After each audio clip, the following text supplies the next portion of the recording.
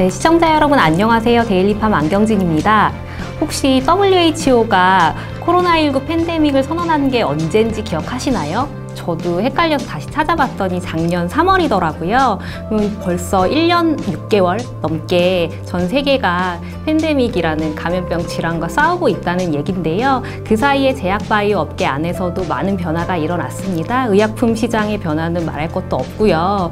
그래서 이 변화에 대해서 우리가 어떻게 이제 대응을 해 나가야 되나 고민이 많으실 것 같아서요. 글로벌 빅데이터 헬스케어 기업이죠. 아이큐비아 이강복 상무님을 모시고 저희가 또 고견을 청해 듣는 시간을 갖겠습니다. 이강복 상무님 나오셨습니다. 안녕하세요. 안녕하세요.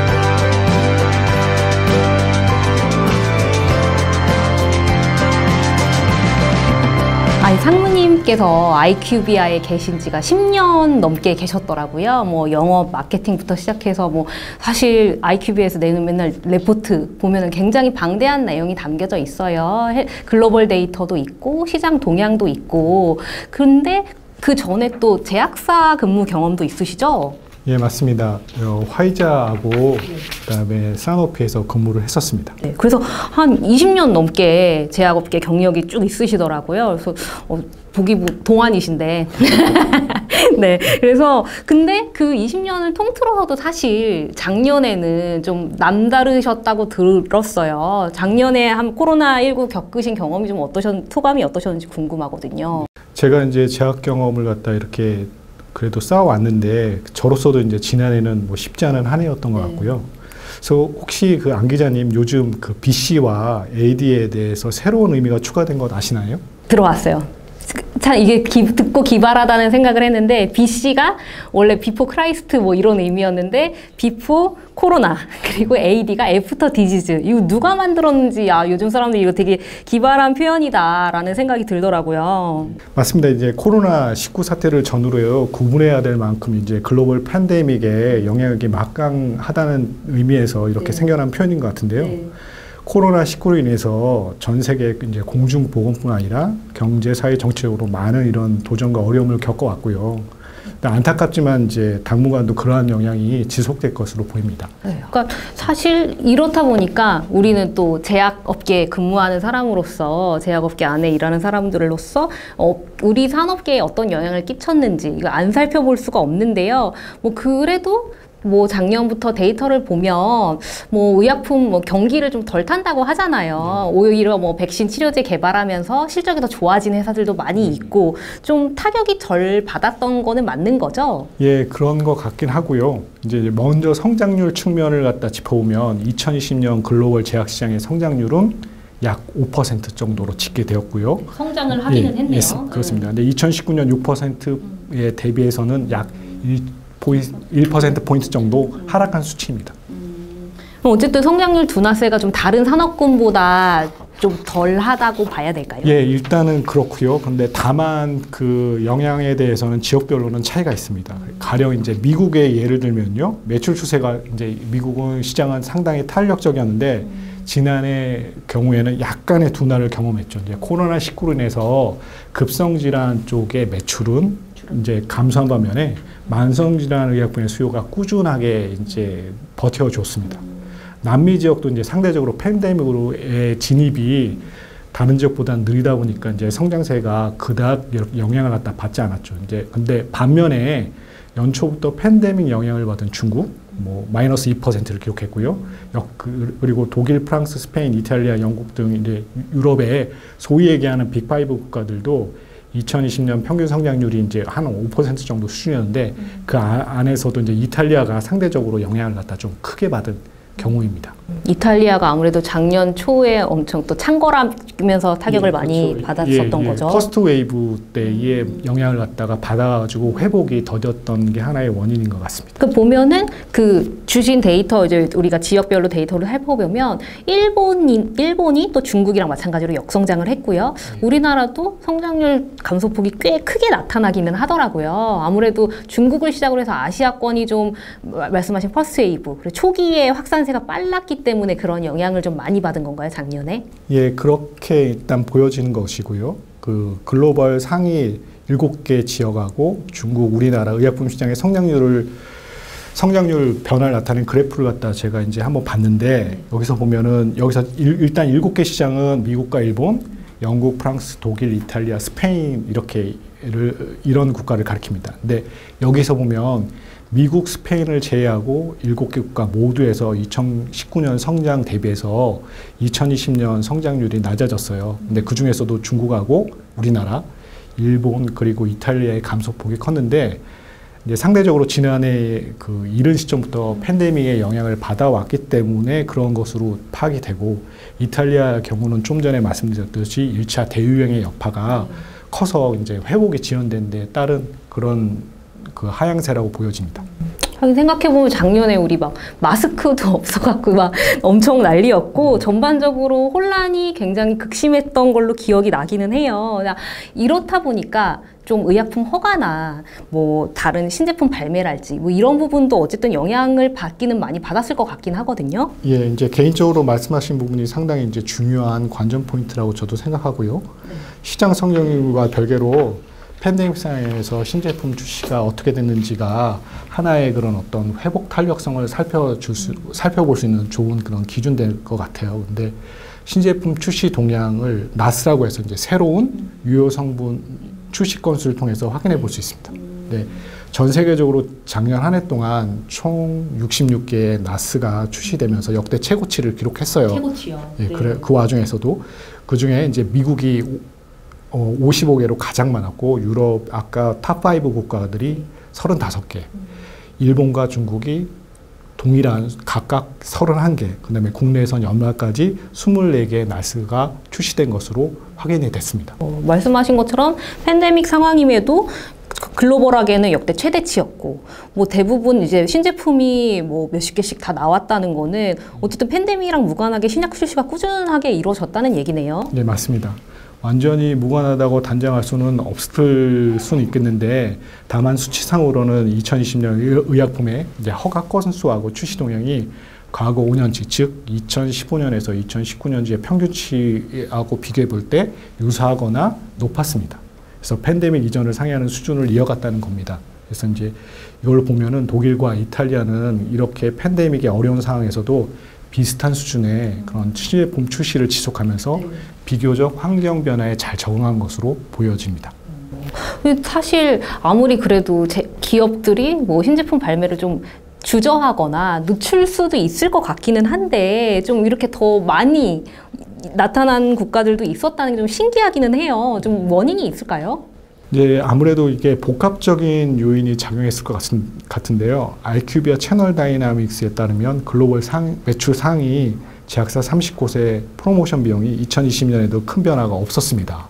그래서 다만 필드 포스의 수준이 좀 감소했을 뿐이죠.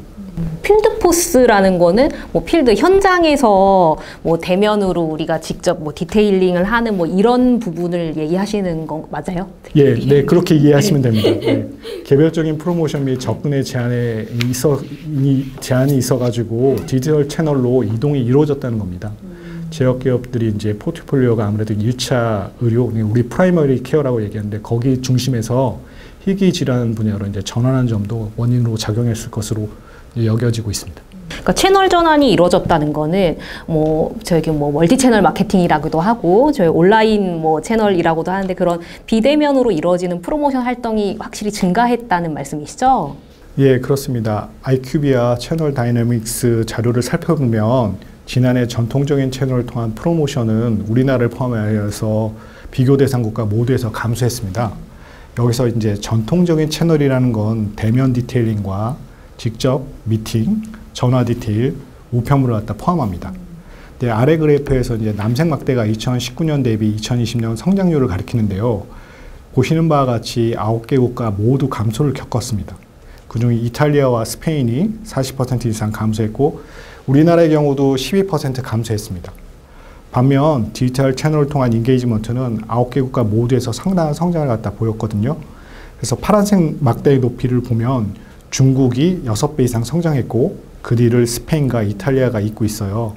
그래서 국내 제약업계도 이런 경향을 보이면서 지난해 디지털 채널을 통한 컨택이 109% 증가했습니다. 한 2배 이상 종전보다 많이 이제 비대면으로 프로모션 활동이 이루어졌다는 건데, 사실 생각해 보면 우리나라 IT 기술 강국으로 워낙 이름이 나와 있지 않습니까? 뭐 와이파이도 사실 전 세계 어딜 가도 우리나라처럼 잘 되는 데가 없고, 그래서 기술력은 이미 갖춰져 있다. 그래서 글로벌 제약사, 한국 법인들 중심으로 멀티채널 마케팅 굉장히 활발하게 힘을 많이 주고, 뭐 홈페이지나 여러 가지 웹이나랄지 시스템도 많이 갖추고 했던 걸로 아는데, 그런 얘기가 있었어요. 우리나라 사람은 그래도 또 밥정이라는 것도 있고 마주보고 대화해야 된다고 하잖아요. 그래서 그런 대면 미팅이 좀 우리나라 정서상 그거를 줄이기가 쉽지 않다. 그래서 이런 부분들이 어떻게 하면 전환해야 될지 이런 고민들이 많아졌던 것 같은데, 어떻게 보면 작년에 우리 예기치 못한 이런 사태를 겪으면서 전환이 굉장히 빠르게 이루어졌다라는 생각이 많이 들더라고요. 저만 해도 사실 요즘에는 행사장 가서 뭐 강담회랄지 뭐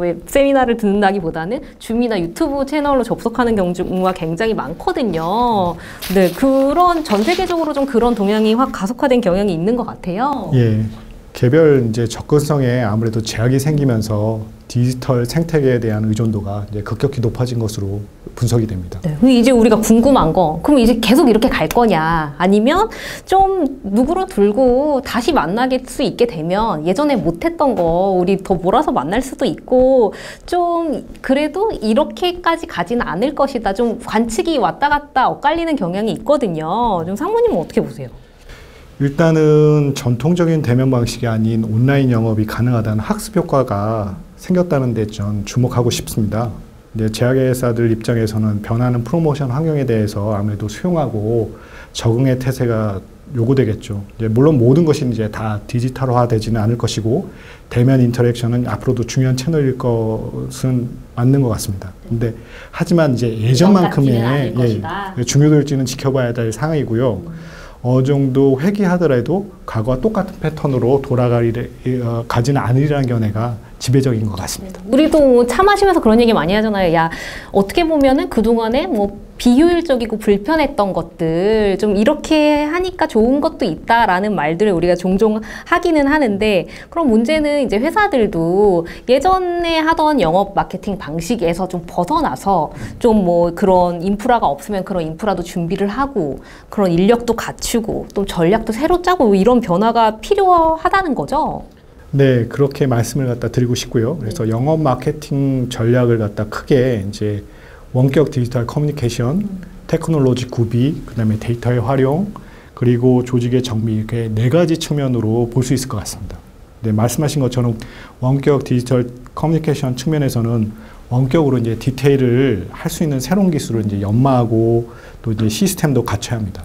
그리고 이제 컴플라이언스를 준수도 하면서 채널의 효율성을 갖다 높여 나가야겠죠. 그리고 동시에 이제 HCP 포탈과 같은 디지털 커뮤니케이션을 위한 새로운 시스템 구축도 필요할 것으로 여겨집니다. HCP 포탈이라는 건 뭐예요? HCP 포탈은 이제 제약사에서 개발한 의사 전용 웹사이트로 다양한 학술, 뭐 의약품, 환자 진료와 관련된 정보를 갖다 제공하는 것이고요. 헬스케어 프로페셔널 대상으로. 네. 그래서 제약사에서 이메일이나 SNS를 통해서 의사에게 접근하는 푸시 마케팅이 아니라 이제 의사로 하여금 그 제약사가 구축해 놓은 웹사이트에 방문하게 하는 이제 풀 마케팅 형태로 이해하시면 될 것 같고요. 이전에는 MSC나 노바티스, 파이자, GSK 같은 다국적 제약사가 주로 이런 사이트를 운영했다고 하면, 최근 들어서는 한미, 대웅, 유한과 같은 국내 회사도 이런 HCP 포탈을 구축해서 의사들로부터 좋은 반응을 갖다가 얻고 있습니다. 그래서 이제 HCP 포탈을 구축하고 실행 중이거나 아니면 계획 중인 여러 회사가 있는 것으로 저는 알고 있습니다. 이제 발빠르게 좀 도입하려는 움직임이 포착이 되는 거거든요. 네. 그거 말고도 뭐 따로 좀 조언해 주실 부분들이 있을까요? 예, 이제 다음으로 이제 테크놀로지 측면에서는 효과적인 실행을 위해 툴이나 시스템을 구비할 뿐 아니라 대시보드나 이제 KPI를 통한 지속적인 평가 및 조정도 함께 강조를 드리고 싶습니다. 데이터 활용 측면은 아무래도 이제 고객 인게이지먼트의 정보를 잘 수집도 하고 분석하고 한 단계 깊이를 더한 고객 인사이트가 도출되어야지만 좀 더 개별화된 컨텐츠로 고객의 요구사항을 갖다 잘 만족시킬 수 있으리라 생각하고요.